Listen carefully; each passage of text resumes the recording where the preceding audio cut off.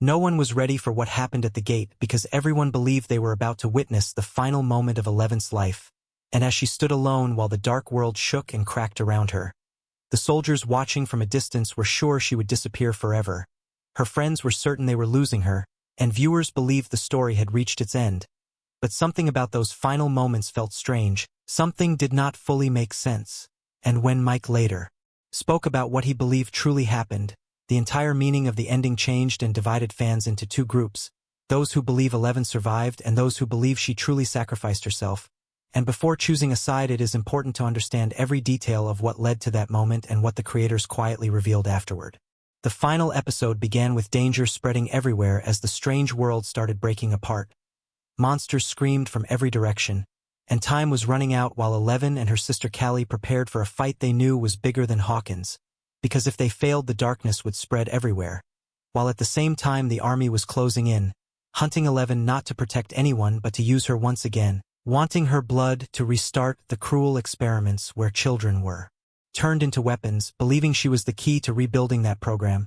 And Callie explained a painful truth that as long as Eleven was alive, the chase would never stop, that the only way to end it was to make the world believe they were both gone, with no proof and no bodies, just silence, a choice Eleven struggled to accept because she had people she loved, Mike, Hopper, Joyce, and her friends who had become her real family, and leaving them felt worse than facing any monster.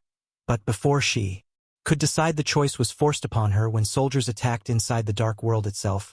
Hopper refused to reveal her location, and the leader of the unit suddenly shot Callie without warning. A moment that shattered Eleven as she watched her sister fall, unleashing a level of power no one had ever seen before as she struck down the remaining soldiers and ended the threat, while the army believed they had won without realizing what they had caused. With Callie believed to be gone, the group moved toward their final mission to stop Henry from connecting the dark world to Earth forever. And during this battle, a hidden truth was revealed that changed everything, because Henry was never the true master. Long ago as a child, he had found a dying man in the desert carrying a strange object filled with dark energy. And when Henry touched it, something entered him, whispered to him, guided him, and used him, meaning Henry was only a carrier just like Will once was, and the true enemy was something far older and deeper. And during the final battle, everyone was pushed beyond their limits until Will used his connection to block Henry at the exact moment Eleven was about to die, giving her the chance to strike back and trap him. But the final blow did not come from her, it came from Joyce, the first person who ever believed something was wrong and refused to give up, ending it once and for all. Even after Henry was defeated, the danger was not finished, because Callie's earlier plan returned to everyone's mind when they realized Eleven was missing as the group prepared to escape. And there she was standing alone at the gate, while everyone screamed for her to come back, and Mike fought past soldiers trying to reach her.